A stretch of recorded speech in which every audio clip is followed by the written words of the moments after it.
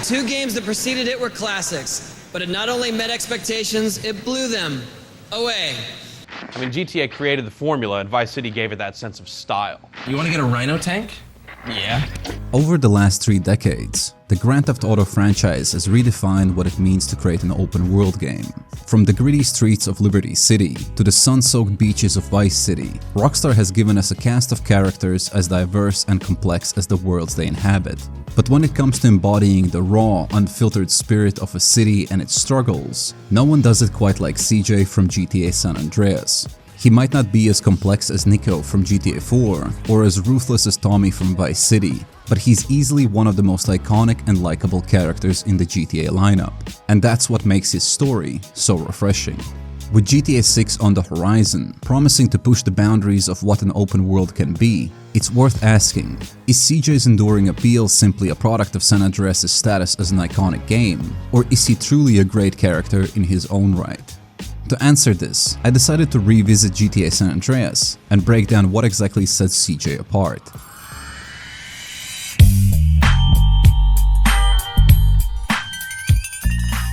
It's wild to think that San Andreas was released 20 years ago. Jesus, I feel old now. When it released, it sold more than 27 million copies worldwide, and while it might not seem that much by today's standards, this is back in 2004 when it outsold titles like Pokemon Red, Halo 2, and Need for Speed Underground. Needless to say, this game was a cultural phenomenon.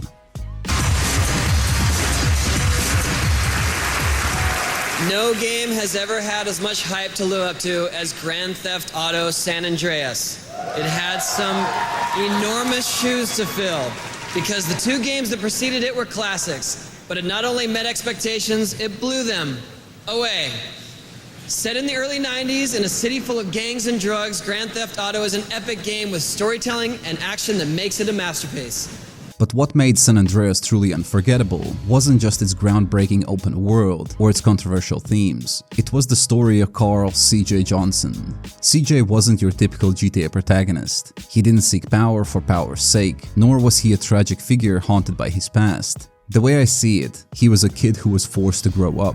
From the moment he returns to Los Santos after being away for 5 years, CJ is confronted not with the comfort of home, but with the harsh reality of a city in decay and a family on the brink of collapse. His arrival isn't marked by warm welcomes or hopeful beginnings. Instead, it's scarred by the suffocating grip of corruption. Passenger, show us your hand. I'll take that, Hernandez. Hey, that's my paper, man. That's money. This is drug money. My money, man. Hey, don't worry about it. I'll fill it out later. Welcome home, Carl. Glad to be back. You haven't forgotten about us, have you, boy? Hell no, Officer Tenpenny. I was just wondering what took y'all so long. Get in the car. I live in Liberty City now. I'm clean. Legit. Nah, you ain't never been clean, Carl. Well, what do we got here? This is a weapon, Officer Pulaski, that was used to gun down a police officer not 10 minutes ago. Officer Pendleberry.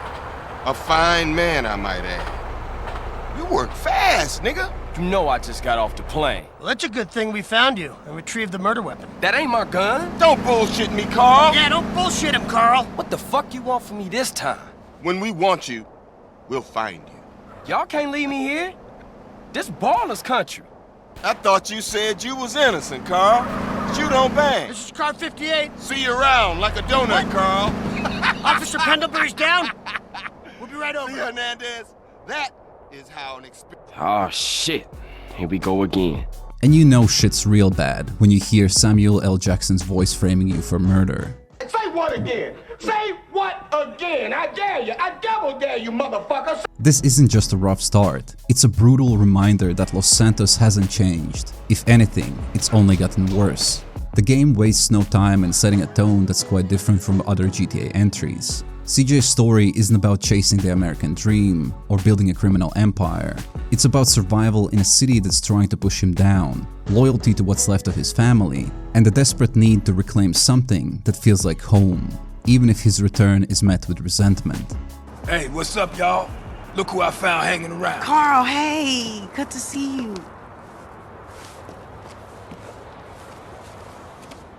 can't believe she gone, man. That's another funeral you ran away from, fool. Just like Brian's. Hey, she was my mama too. Not for the past 5 years she wasn't, nigga. The CJ who left Los Santos at 19 was a scared kid, running from the ghosts of his past, and the CJ who returns at 24 are two different people. But the tension in his interactions with his brother and the gang makes it clear that they expect the same kid who left without considering that CJ might not fit back into that mold anymore. As someone who left my home country at 19 and returned only a few years later, I could empathize with what CJ was going through. There's something transformative about that time away. Being forced to adapt to a completely new environment accelerates your growth. You start to see the world differently, which eventually leads you to reinvent who you are. But when you return, expecting things to have changed as much as you have, you find that your friends and family still see you as the person you were before you left. And that's when it hits you. You're not the same anymore. And that's also the reason why we see CJ get involved back into the Grove Street gang. At the surface, CJ might seem as a pushover who's trying to please people around him, but I believe his motivation is deeper than that. He wants to show through his actions that he's not the same person anymore. He's not the kid who runs away when things get difficult. This is his way of paying for his sins. His way towards redemption. Come on, fat boy. Fat boy, look at. Look who's here, it's Running Man. What, you think you back on the set? I told you that, bruh. Your word don't mean shit around here. Come on, man. Give me a break. We gotta go hit up the hood. Hey, CJ. Let them know you back on the set. The Johnson brothers is rolling again. But what's easy to overlook is that CJ isn't the only one who has changed. While he was away, his family and friends were left to fend for themselves in a city that only got harsher as the drugs flooded the streets. And this is where things get complicated, because as much CJ has changed, so have they. For example, the tension between CJ and his older brother Sweet is persistent throughout the story. Sweet's resentment comes from years of holding their family and the gang together without his younger brother to back him up. For Sweet, loyalty to Grove Street isn't just a choice, it's a responsibility that he has shouldered alone for too long. He's angry that CJ left, but more than that, he's angry that CJ thinks he can just come back and pick up where he left off. In Sweet's eyes, CJ abandoned them when they needed him the most, and that's not something he can easily forgive or forget. But underneath that anger is something more complex, a deep, unyielding loyalty to both his family and the Grove Street gang. Sweet didn't have the luxury of running away from their problems. He's been here, dealing with the fallout, watching as their community fell apart. And because of that, Sweet has developed a hardened, almost uncompromising sense of duty. To him, loyalty means staying, fighting, and never turning back on your family, no matter how tough it gets. You never did get it, did you, Carl? I need to go check on things in the hood. Man, that's the problem. You always a perpetrator, running from what's real. Hey, man, shit's fucked up there. You don't want to be in the hood. No, that's exactly where I want to be. What you done for our hood? Man, what the hood done for me? Always dragging me down. Ever since I got out the hood, shit been cracking. That's everybody's dream to get out the hood. Man, you sound just like Smoke right now. This unyielding loyalty is what makes Sweet such a compelling character, and also what puts him at odds with CJ. Sweet simply can't see how CJ has changed, because he's so focused on how much has changed in Los Santos. He expects CJ to fall back into line, because Sweet himself hasn't allowed the circumstances to change his sense of duty. He's still fighting the same fight, with the same intensity, and he expects nothing less from his brother. But what Sweet doesn't fully grasp is that CJ's time away has changed him in ways that can't be undone. CJ has seen more of the world. He's learned that there's more to life than just Grove Street, and that survival sometimes means making difficult choices, even if they go against what you once believed. This creates a fundamental disconnect between the two brothers. Sweet's loyalty is both his strength and his flaw. It drives him to protect what's left of their family, but it also blinds him to the ways in which his brother has grown. This difference in perspective is where the real tension between the two stems from. Sweet's unwavering belief that loyalty means staying the same, while CJ is beginning to understand that true loyalty sometimes requires the courage to change.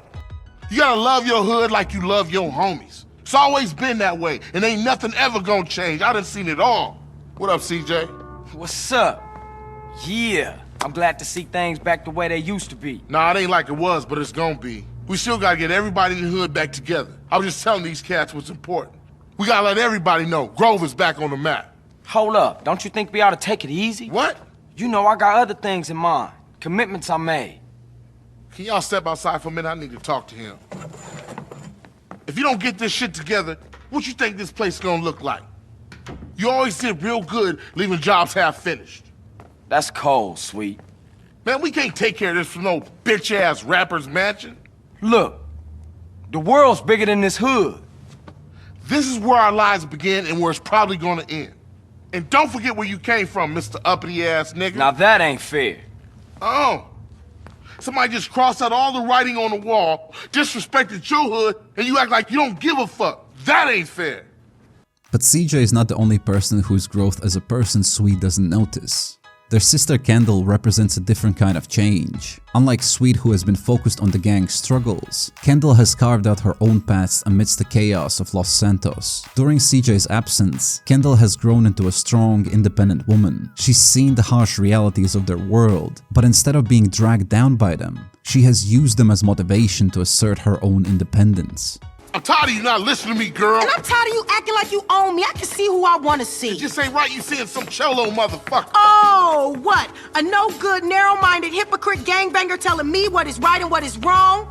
Let me guess, Sweet. Senseless killing right, but a boyfriend from the South Side wrong? From the moment CJ returns, it's clear that Kendall is no longer the little sister who needs shielding from the world. She's become her own person, whether it's her relationship with Caesar, a member of a different gang, or her refusal to let her brothers dictate her life. Kendall's relationship with Caesar is particularly sore point for CJ. His initial reaction to their relationship is protective, even disapproving. CJ still sees Kendall as someone who needs to be protected. But Kendall isn't looking for CJ's approval, she's looking for his respect. She's chosen Caesar not just because he's a good partner, but because he represents a life outside of the narrow confines of Grove Street. Kendall's relationship with Caesar is a reflection of her desire to break free from the gang's influence and make choices for herself.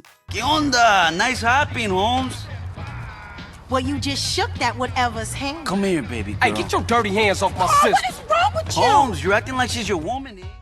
This clash between CJ and Kendall highlights the broader theme of change and adaptation.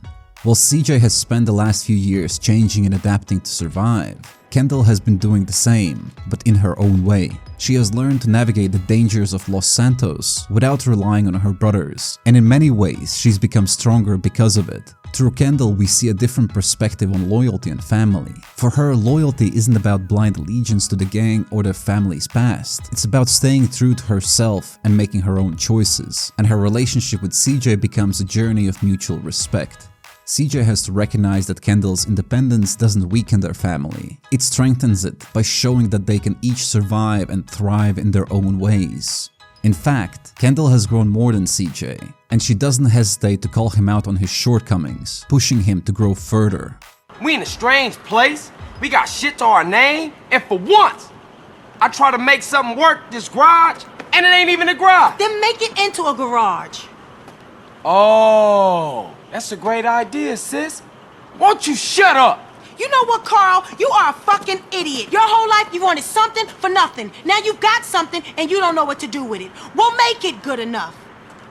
We'll help, right? We got your back, CJ. Come on, stop tripping, man.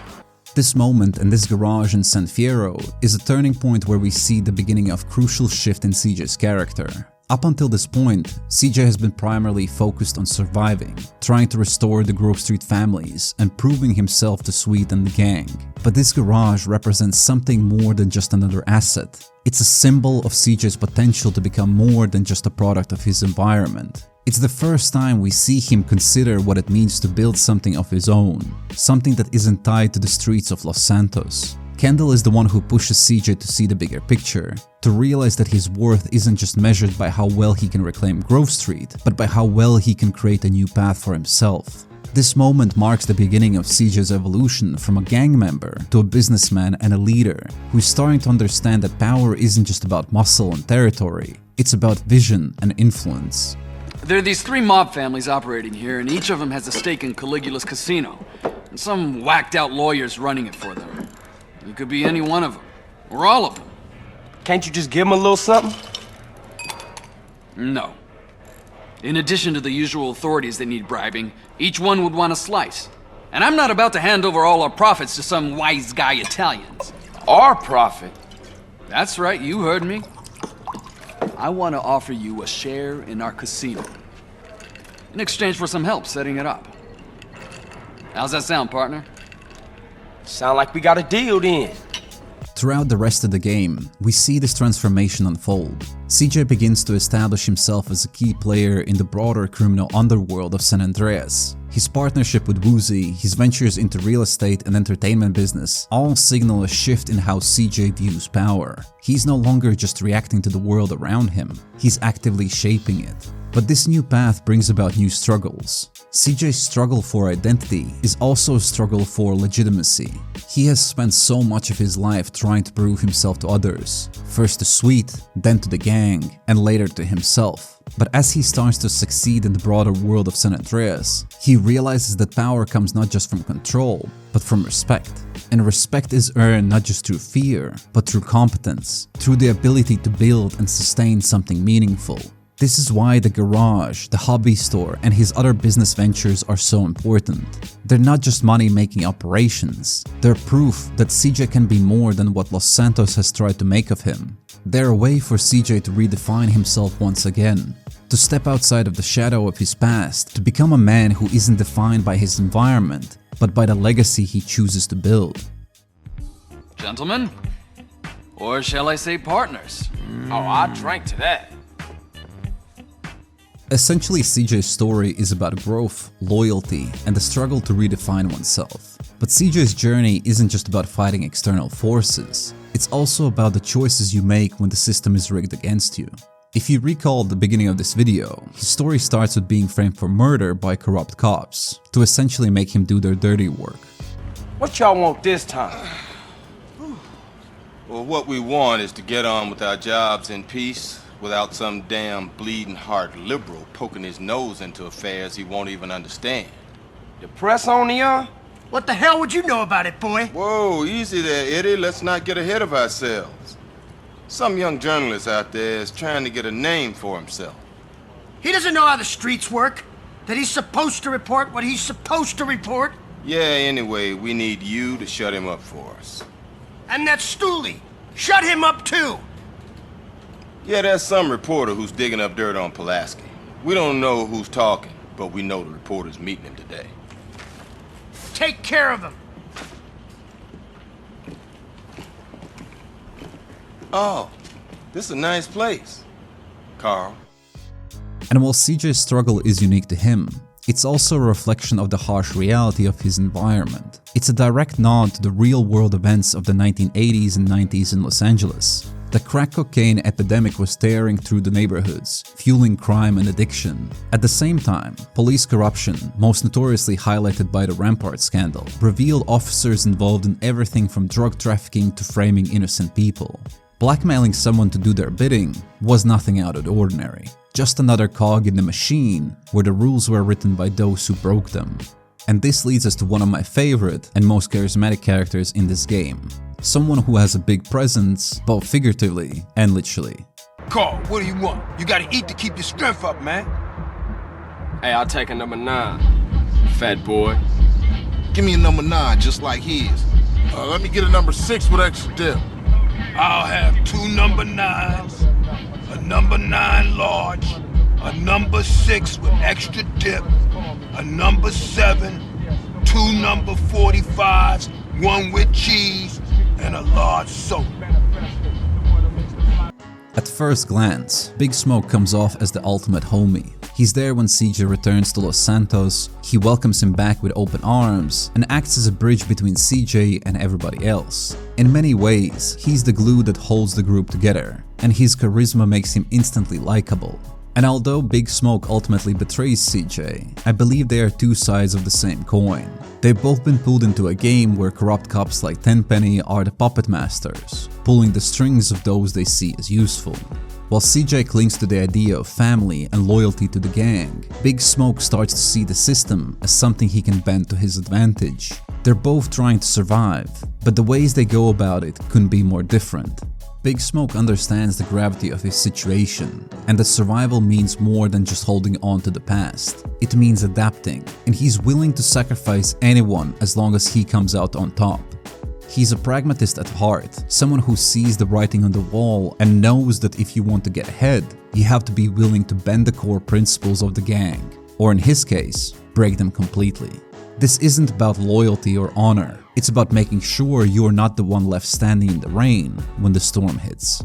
What's fascinating about Big Smoke is that he isn't driven purely by greed or malice. In his mind, he's making the smart choices, the ones that will keep him safe as well as make him richer in the process. He's a legitimate hustler. He has seen what happens to those who stay loyal to a dying cause. They get buried along with it. For Smoke, it's about playing the long game, even if that means making deals with the very forces that are tearing the neighborhood apart. In his mind, the crack epidemic isn't something to fight against, it's another opportunity to rise above the chaos. Big Smoke isn't just a villain in the traditional sense, he's a product of his environment, someone who's chosen to survive by any means necessary. The choices he makes, whether it's cutting deals with the corrupt officials or turning blind eye to the damage being done to his community, they all come from the desire to secure his own future in a city that chews people up and spits them out. But while Big Smoke sees himself as a visionary, someone who's figured out how to play the game, it's clear that his choices come with a cost. The same pragmatism that drives Big Smoke to adapt is what ultimately leads him down a path of betrayal, turning him against CJ and the values they once shared.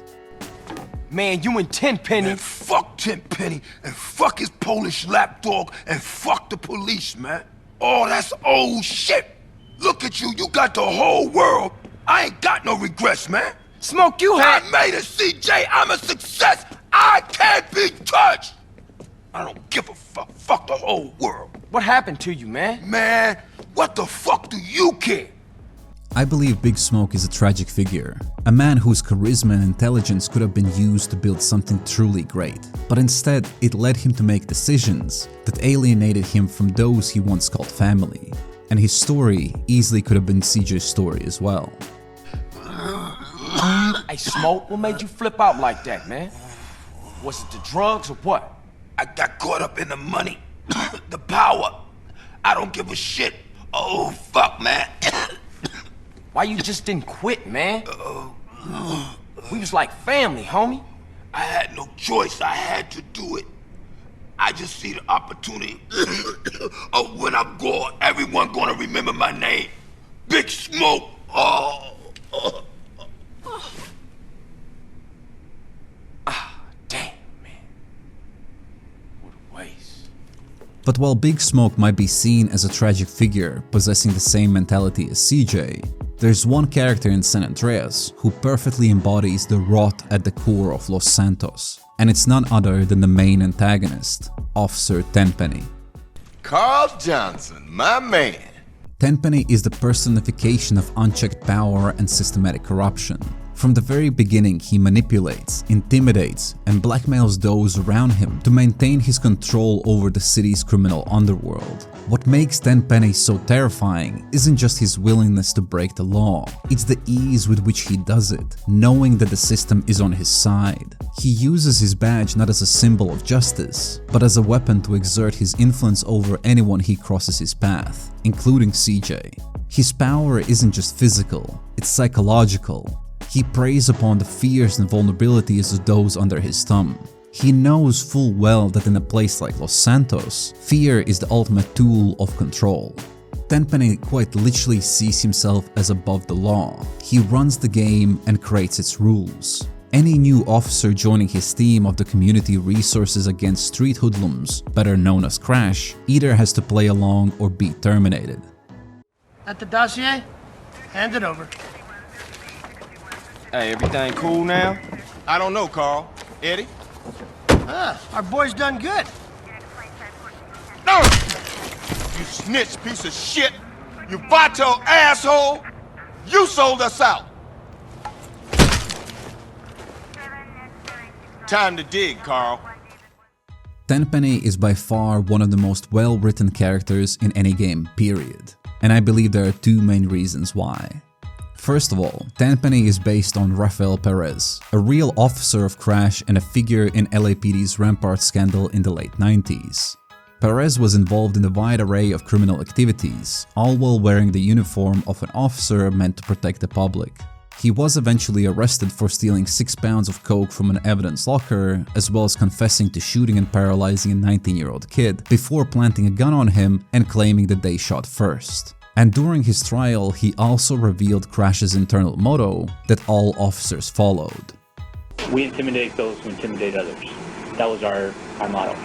This motto might sound a little familiar. Intimidate those who intimidate others, Carl. It's my job. Right, Ed? Yeah. But how do you bring such a complex character to life in a video game of all things? This brings us to the second reason why Tenpenny stands out, the masterful voice acting of none other than Samuel L. Jackson. Oh, I'm sorry. Did I break your concentration?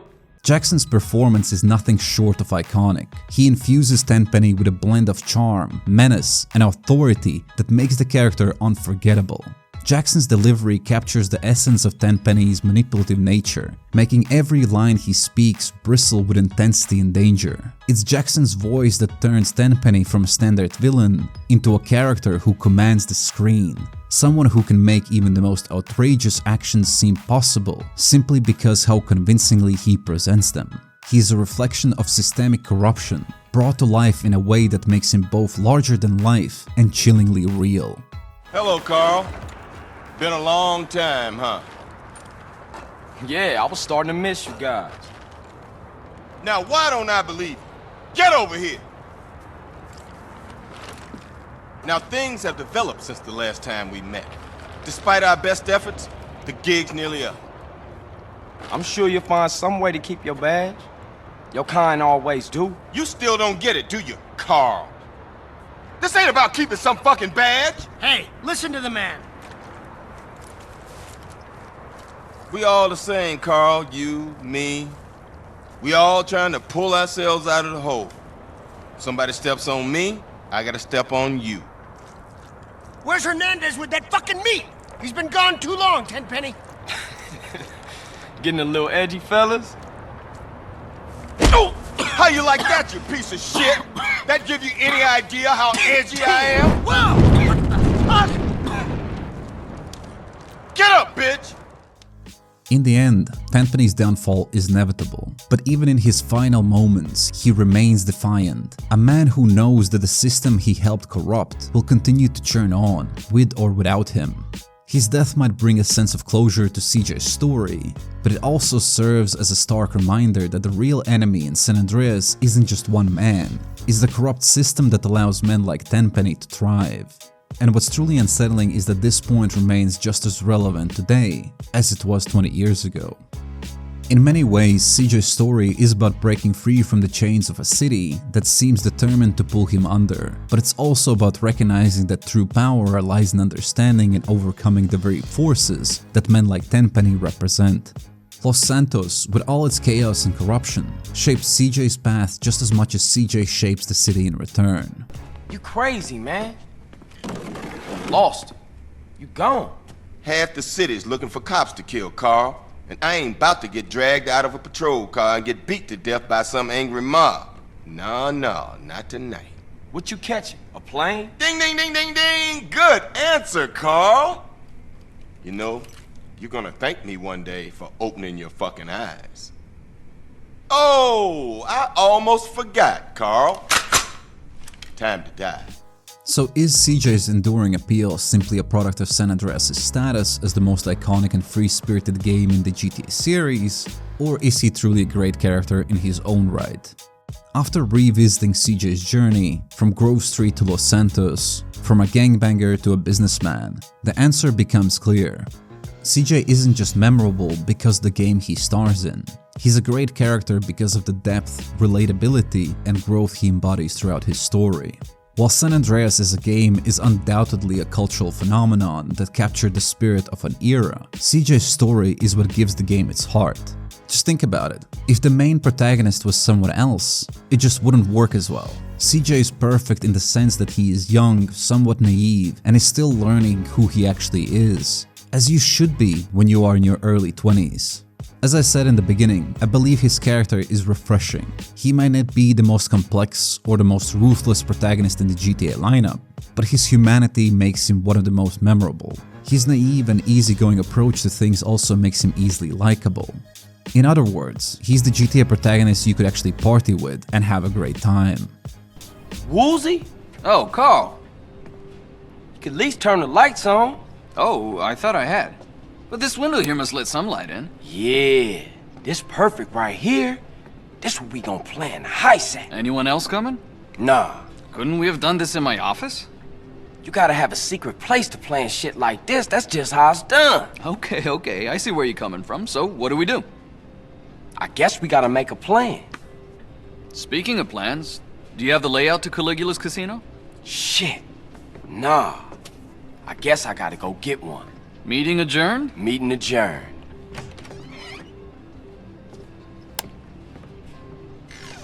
With GTA 6 around the corner, it's worth remembering that it's not just the scope of the world or the freedom of the gameplay that makes these games memorable, it's the characters like CJ who breathe life into them. See you around, officer. If you enjoyed this video, I also made a video on Nico Bellic from GTA 4 you can check out next. Thanks for watching.